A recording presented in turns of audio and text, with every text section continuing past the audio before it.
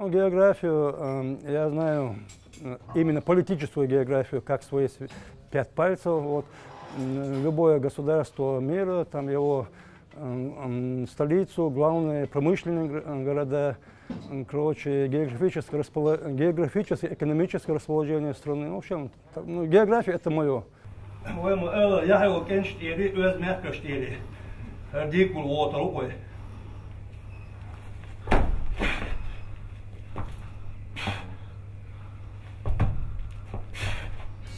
Да, наверное, герой нашей сегодняшней программы Адам Китляев, только что на ваших глазах поднявший одной рукой гирю весом 80 килограммов, вполне мог стать школьным учителем географии. Но своенравная судьба сделала его мастером силового экстрима и успешным тренером чемпионов, таких же беспредельно сильных, как и их наставник. Впрочем, тяга к спортивным состязаниям не давала Адаму Китляеву покоя с самого детства. Очень уж хотелось ему доказать соперникам, что он быстрее, смелее, сильнее их. Старты надежды у нас были с 4-го, с 5-го класса, я припоминаю. Вот мы ездили в тот же самый Билимханово стадион, тогда Орджоникидзе стадион был, имени Серго Орджоникидзе, вот, был хороший стадион такой. Там бег был, плавание, там прыжки, подтягивание на турнике, там отжимания. У нас детство с 4-го класса мы были, так сказать, преуспевающими такими. Вот, и отбирали нас и туда со всей республики старты надежд. Потом нас оттуда и отбирали еще на всероссийские и всесоюзные. Туда всесоюзные я не попадал, вот, будучи подростком. Вот, но республиканских турнирах я участвовал. Побегав и попрыгав на школьных соревнованиях, пятиклассник Адам Китляев, как и многие чеченские мальчишки 70-х годов, продолжил совершать свои спортивные подвиги уже на борцовском ковре. А потом вольную борьбу, вот школа была 5-й В-класс у нас был, я учился до конца в В-классе. Вот. Пришел вот Бадало Адлан, он тогда у нас был, ну, первый выход у него тренерскую работу по вольной борьбе. Вот он и 5-й В-класс нас записал. Вот я и мы все вместе с классом, где-то нас 17, по-моему, пацанов было, мы перешли туда. Я выигрывал у тех пацанов, которые там вот, республиканские турниры выигрывали. Ну, я потом сломал руку, долго сидел дома, вот, не выходил на тренировки, и потом я перешел просто из ковра, я перешел в следующий зал тяжелой атлетики. Любой спортсмен может подзабыть подробности каких-нибудь недавних соревнований, но самый первый турнир, на котором он смог победить всех и оказаться на высшей ступеньке пьедестала почета, остается в памяти навечно. Первый успех, сейчас скажу, в 81 году, вот, в 81 году спартакиада школьников была тогда. ЧССР, Чечено-Ингушской автономной Советской Социалистической Республики. Вот добрые такие времена. Вот, я первое свое призовое вот, в чемпионате республики среди школьников вот, 2-е место занял. Потом в 82 году я стал чемпионом в городе Гудермес. Вот, уже выступая в 67 весовой категории, короче, вырвал я рывок 110 килограмм и толкнул я, ну, толчок классический, называется 137,5 килограмм.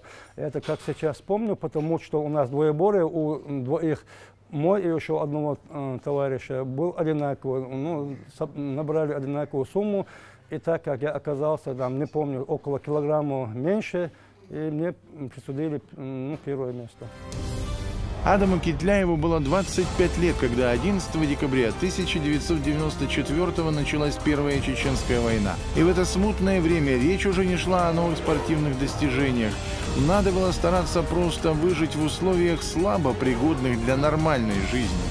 Мои родственники, мать, там, вот, старики, вот эти племянники, они все, мы перебрали в Ингушетию, вот, и там около где-то около 3 лет мы там находились, периодически заглядывая свой дом, свой очаг, там, вот. Ну, как и у всех, так и у нас проходил. А вот дальше случилась история с географией. Наверняка Адам Китляев в то время, когда был прилежным студентом, изучал и российский Дальний Восток, и Якутию, и совсем не теплый тамошний город Нерюнгри. Но вряд ли предполагал, что эти суровые края ему придется не только на карте отыскивать, но и жить там, вдали от родной Чечни. В Якутии у нас до сих пор троюродные братья со семьями находятся. Еще с тех времен, где за длинным рублем ходили наши вот эти братья, вот старшие дяди, вот, как сказать, на шабашку. Вот. Мы, чеченцы, строители сами по себе, вот у нас вот это строительство и занесло нас туда. Так или иначе, но именно на северах Адам Китляев, который продолжал поднимать спортивное железо даже после напряженного рабочего дня, перековался из классического тяжелоатлета в пауэрлифтера. Тренер мне говорит: Адам, ты же тяжелоатлет, вот, мастер спорта СССР. Тебе бы пауэрлифтинг вот, перейти и выполнить там, ты бы мог бы спокойно с твоими данными сделать выполнить мастера спорта России. Я говорю, а что он мне даст там туда-сюда?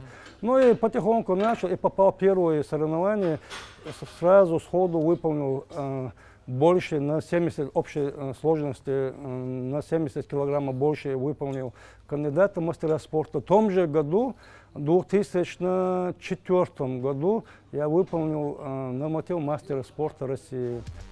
А как известно, от пауэрлифтера до айронмена, так называют участника соревнований по силовому экстриму, буквально один шаг. И Адам Китляев уверенно шагнул в новый для него вид борьбы с тяжестями. Оттуда я перешел сразу в силовой экстрим, так как набирали именно из троеборцев. Вот, я уже выступал в весе 100 и за 100 килограмм, вот, и как раз, соответственно, я им подходил. Там день шахтера проходил, вот, и соревнования там были, там и призовые хорошие были. Вот, и вот там я и первый раз выступил в 2005, 2006, 2007 и 2008 годах. Там Хабаровске, Нерюнгри. Турник там, и гиря через перекладину, вот, 24 килограмма. Вот помню, 5:30 я бросал.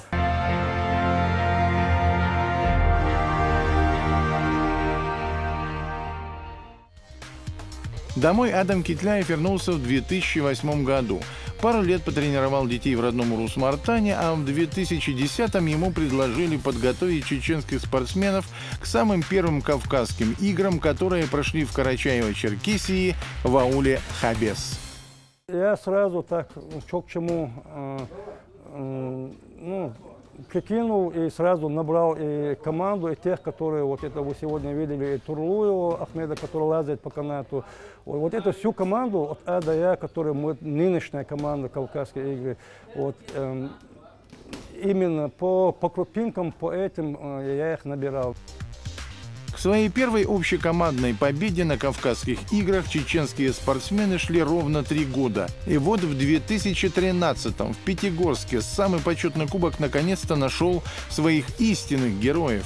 А это означало, что следующий фестиваль культуры и спорта народов Кавказа должен был пройти в Чечне.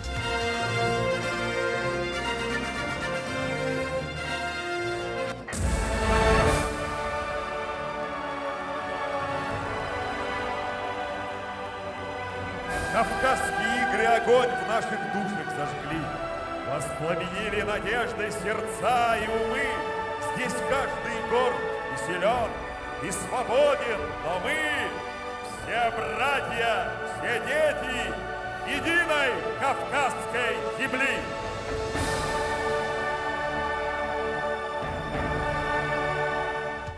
И первую чеченскую победу на этих соревнованиях одержал никто иной, как Адам Китляев.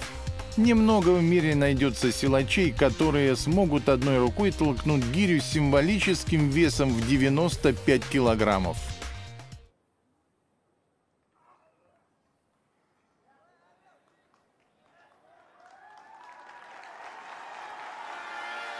Браво, Адам! Ты настоящий силач! Это настоящее чудо. Ты показал, что у человека поистине безграничные возможности. Адам Китляев, Чеченская Республика. Вот это 95-килограммовую гирю, да, мы долго искали, где его будут делать, вот, в каком заводе, экспериментальном заводе, где это Омск даже звонили, узнавали, Липецк, вот. Вот Мовсару обратился, когда он еще сессию сдавал, Липецке, вот. Я говорю, Мовсар, по-моему, там 86-килограммовая гиря была, да, как-нибудь можно его сюда перетащить, мы бы оплатили за него, да. Он нашел, где эта гиря, короче, и хозяина нашел, оплатили мы за эту гирю и перевезли его, вот. Из него мы сделали именно 80-килограммовую гирю Валентина Дикуля, вот. Потому что 95 невозможно было. Вы сами видели, эта ручка у него неудобная, она клонится одну сторону, перевес у него с противоположной стороны. Мы так думали, и как-то специалисту обратились, токарю. Вот. Он говорит, надо его свинец посадить, там, делать, короче, форму свинца. Это я сам все сделаю. Мы ему оплатили, и из него получилось 94 700 на электронных весах. Я говорю, друг, 94 нельзя, я говорю, вот 95 700 можно. Вот. И он потом еще засверлил туда что-то, свинец заслал, и получился 95 500. Никто не верил, что кто-то поднимет это. И мне министр Хасмагомед говорит, Адам, ты его поднимал, говорит. Я говорю, я его не поднимал, но я готовлюсь, вы не переживайте, говорю, Хасмагомед, я его подниму, короче. Если никто не поднимет, я подниму. И железная рука чеченского богатыря гордо взметнула к небесам почти что центнер железа. Но, как признался нам Адам Китляев, сам он еще до начала игр готов был отдать лавры покорителя супергири либо своему ученику Муслиму Магомадову, либо титулованному штангисту Чингизу Магушкову. А я хотел, чтобы именно эти ребята подошли и подняли. Я их сам готовил бы, их, и долго их упрашивал. Давайте я вас, согрейтесь хорошенько. Вот я покажу, как, что, к чему. Потихоньку там я вас подведу. Потому что вот я подойду, такое 95 килограмм я сам вешаю. Вот. И богатырь подойдет, примерно Чингиз Магушков наш. И для зрителей, конечно, намного приятнее видеть Чингиза Магушкова, чем меня. Кавказские игры в Грозном продемонстрировали не только богатырские способности Адама Китляева, но и его тренерский талант. Сразу трое воспитанников наставника из Рус-Мартана стали чемпионами. А это, между прочим, ровно половина всего чеченского медального золота. Первым победы добился мощный Висхан Мукуев. Висхана я сразу, так сказать, раскрутил. У него есть очень такие физические базы, у него очень сильные. Он сам силовик. Я ему говорю, Висхан, многие упражнения, то, что ты делаешь на тренировке, вот это делать не надо. Именно занимайся вот одно направление, одно-два направления. И тебе больше ничего не надо. Физика у тебя есть, будешь дыхалку вырабатывать и делать вот эту и это упражнение. И вот, наконец-то он в течение 6 месяцев выслушал меня, послушался меня и добился вот такого результата. Стал чемпионом Кавказских игр по поднятию тяжести с перевесом на одно повторение. Давай, братан,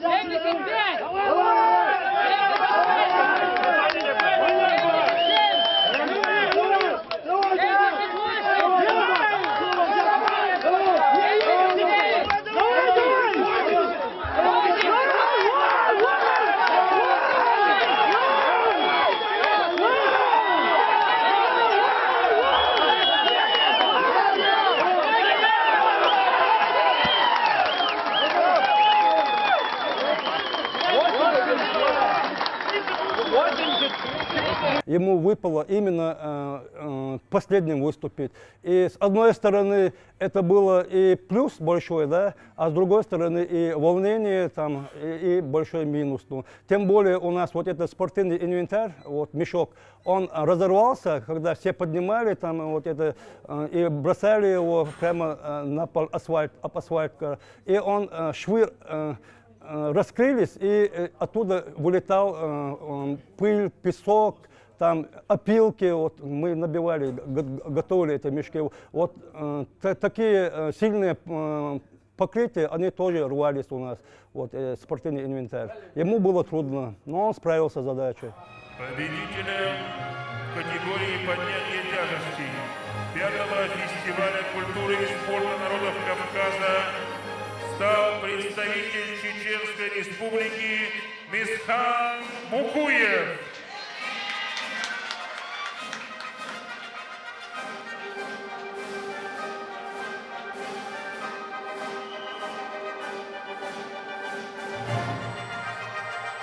А во время награждения Весхан Мукуев пригласил прямо на пьедестал почета Адама Китляева, признавая тем самым, что в соревнованиях победил не только атлет, но и его тренер.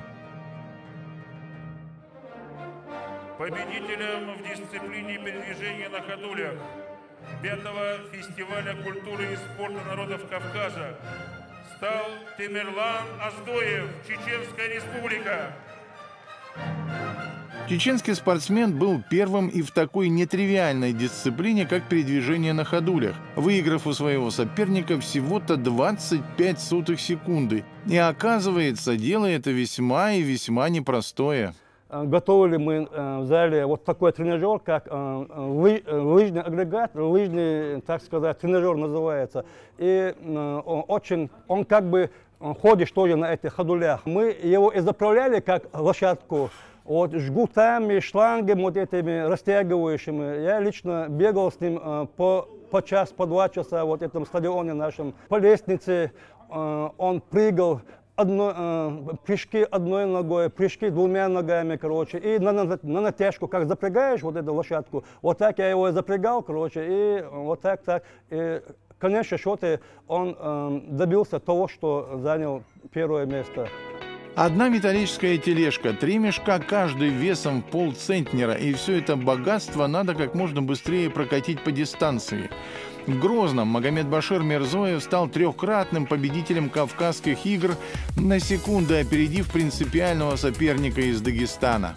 Я трудился, у нас сборы проходились 3 месяца. Мы под руководством наших тренеров, под руководством министра спорта, мы тренировались. Поэтому как-то результат очевиден. Вот 3-я победа подряд. И больше секунды или около секунды вы привезли своему сопернику из Дагестана. Что, соперники не очень сильные? Или вот в Урус-Мартане вот таких богатырей растят, рядом с которыми вообще все остальные так? Да не, они как бы были очень сильными. В прошлом году он только на долю секунды, я его только обыграл. Позапрошлом году он то же самое занял. То есть он подряд 3 года занял 3 мест. Вот, в прошлом году где-то на долю секунды я его обыграл, в этом году только на секунду. Эта тачка ему, так сказать,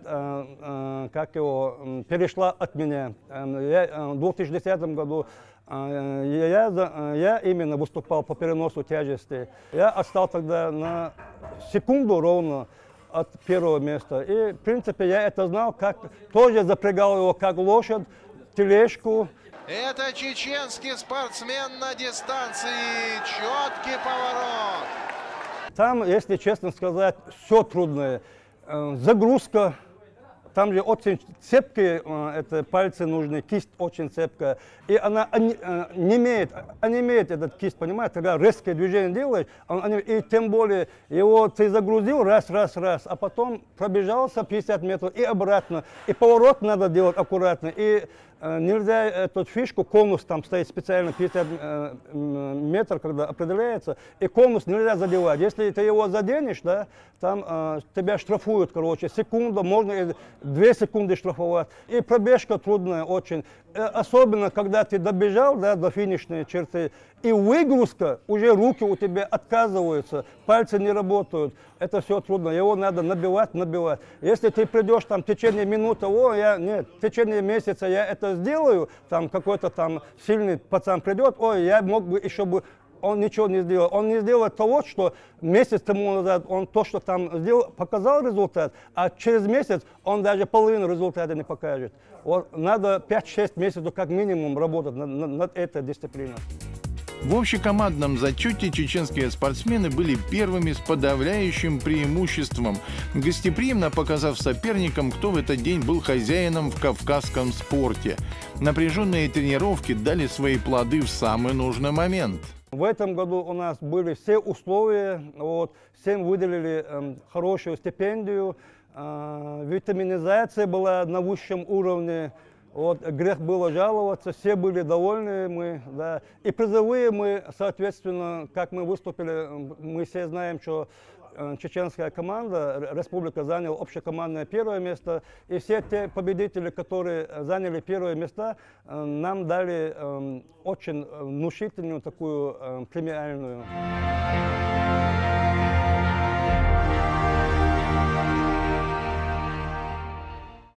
11 мая в Грозненском аэропорту группа солидных мужчин встречала улыбчивого молодого человека вроде бы не слишком спортивной наружности.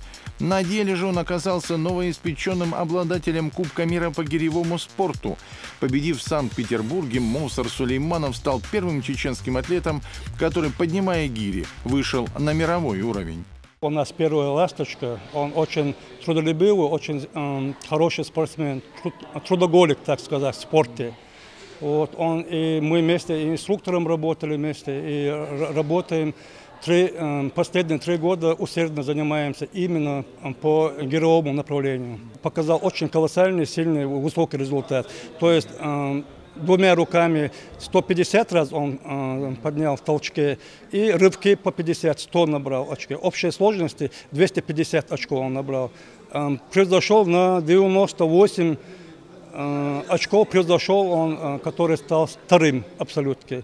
Самое, что мне тяжело удавалось, это я согнал за 2-3 месяца, это 8 килограмм, 7-8 килограмм. Приходилось соблюдать тяжелые диеты, все, не доедать, и иногда как-то кушать хочется, но приходится засыпать, как-то самое тяжело вот это было. Ну, надо работать, идти, если раз взялся, то нужно идти до конца. Просто так ничего не дается, нужно и голодать, и потеть, и тренироваться. Нужно знать, куда идешь, к чему стремишься. Конечно, волнения и переживания были, так как спорт – это и есть спорт. Иногда чувствуешь себя хорошо, ничего не получается, иногда думаешь, вот бы тройку попасть, чемпионом становишься. Но на этот раз я практически знал всех своих соперников, всех их результаты, зная, что меня ожидает. Я к этому долго и очень сильно готовился. По воле Всевышнего у меня получилось выиграть. Побеждать Мовсару Сулейманову пришлось очень серьезных оппонентов. Главным же соперником чеченского спортсмена был уверенный в себе заокеанский силач. Он был фаворитом сборной команды США, он капитан команды был, у них основная надежда на него была. Но он во втором потоке выступал. Он поднял 119 раз. В этот день уже никто столько не поднял, они все его поздравляли. Потом с Ирландии был тоже их мастер, тоже фаворит. Ему не посчастливилось догнать его, он только 118, на один подъем отстал от него, такая интересная битва была. А потом через один поток я выступал, я как настраивался на 150 и показал 150 подъемов, и у них практически шансов не было. Обычно спортсмены радуются, если волей жребия им приходится выступать после основных конкурентов. Но для Мовсара Сулейманова очередность выхода на помост особой роли не играет. На таком международном уровне такого не бывает, кто первый, кто второй. Это не важно, так как ты, независимо, если ты в первом или вторым, ты всегда выкладываешь на все 100. Лично для меня не важно было, я буду первым или вторым. Если даже я первым был бы, я все равно выкладывался на все 100. И хотя, да, я последним выступал, я знал их результаты, хотя я мог бы на 2-3 подъема опередить, но я не остановился, дошел до конца, к чему готовился, то ты показал. Не стал, раз-два плюс, не стал останавливаться, потому что ждут уже и следующие старты, и следующие нужно опережать себя, не других, а самого себя нужно опережать, так как, еще, если мысль продолжать, значит, нужно идти до конца. Нельзя сказать, что гиревой спорт в Чечне пользуется большой популярностью. И тому есть свои весомые причины. Он очень трудный вид спорта, очень такой кровопролитный вид, потому что в одном движении надо в течение 10 минут, показывать результат на соревнованиях, и в другом движении тоже по 5 минут, тоже общей сложности 20 минут надо усердно заниматься и показывать результаты. А на тренировках вообще часами надо работать. Вот поэтому мы, как все наши ребята молодые, хотят скоропостижного результата, быстренького результата. Такого в гировом спорте нету. У гирового спорта даже хуже, чем в легкой атлетике, как марафонская дистанция. Вот поэтому у нас он не популярный, так как работать очень много надо. Говорят, в гиревом спорте нужно много пахать. Мовсар много пашет. Каждый день без устали. Работает каждый день, как, не побоюсь этого слова, как лошадь пашет. Я каждый день его вижу, вместе работаем. Какая самая сильная черта Мовсара? Характер, сказал бы, характер и вера. Вера в первую очередь Всевышнего, во вторую очередь в себя. И веру в своих друзей, которые его всегда поддерживают во всем. Самое интересное, что с гирями Мовсар Сулейманов познакомился, в общем-то, случайно и изначально не готовил себя к столь яркой карьере спортсмена-гиревика. Ну, первоначально я вообще в Липецке учился.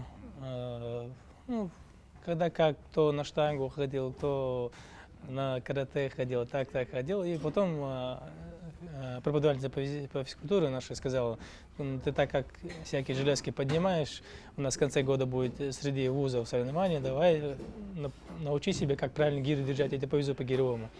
И я так разузнал тренера и сходил, так. Но я ему не сказал, что я хочу научиться просто гирю держать. Ну, сказал ему так: я хочу заниматься гиревым спортом. И он меня заинтересовал: давай, проблем нет, на все условия есть. Тем более у вас кровь горячая, вы можете добиться, вы целеустремленный народ. Ну, я тебя научу. Ну, потом как к нему ходил, это заслуженный тренер России Новиков Юрий Витальевич. Я у него по счету был 26-м мастером спорта. У него около 10 мастера спорта международного класса, заслуженные. Ну, результаты такие хорошие. Начал сначала, как сказать, заинтересовал, может, кандидата сможет сделать. Не первые местные соревнования были. Вот, может, тройку войдешь. Я поучаствовал, и сразу чемпионат города выиграл. Интересно стало. Потом, может, чемпионат области попробуешь. Я потом думал, чемпионат области попробую и перестану. Ну, область выиграл. Потом, может, кандидата попробуешь, кандидата выполнил. И по чуть-чуть понеслась, и дело дошло до мастера. Но после мастера так и остался. Вернувшись в Урус-Мартан, Мовсар Сулейманов нашел здесь и гири, и опытного тренера, и вообще все условия для продолжения карьеры. Когда я приехал, я сам один занимался.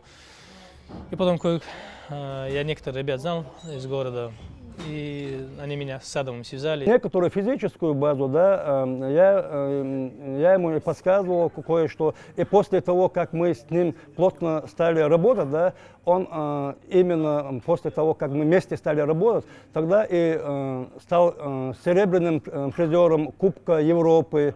Тренер должен быть владеть всеми качествами. Где-то надо быть и хорошим, где-то надо быть и жестким. В общем говоря, мы находим общий язык. Сильно гоняет или как? Когда надо, когда период подготовки сильно, когда нет, дает отдыхать.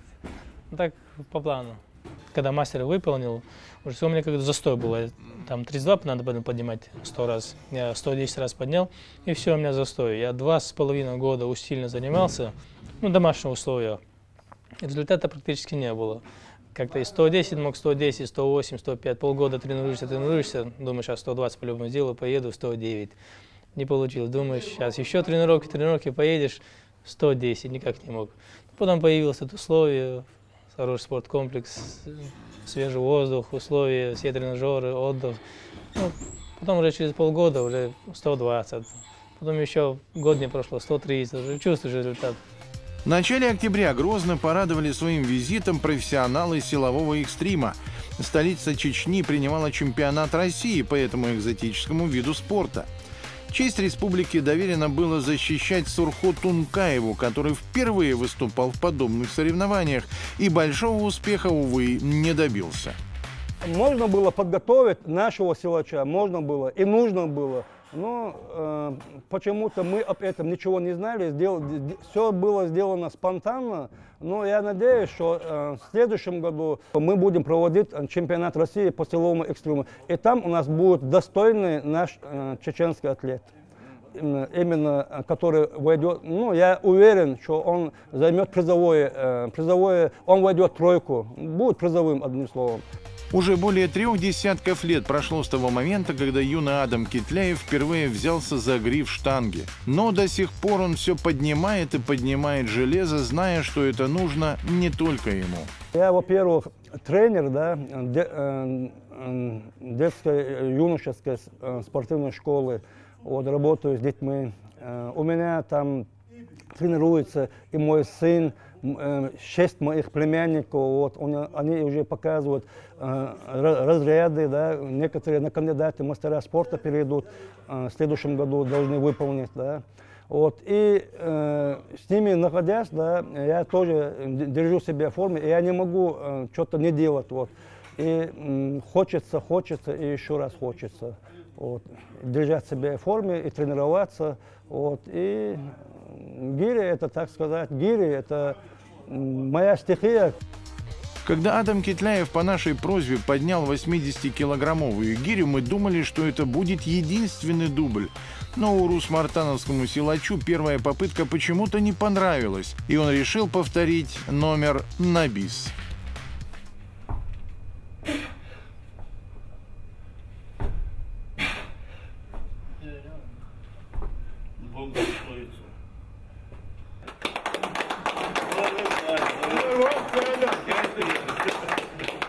Тебе 48?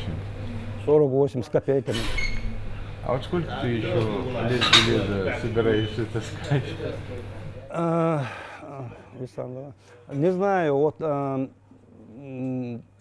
заряд такой, да, вот годику еще 5-6 это как минимум, да. Я хочу именно гирю сделать 107 килограмм, а потом, если хорошенько пойдет дальше, да, и до 121 килограмма. Вот. И на этом я остановлюсь.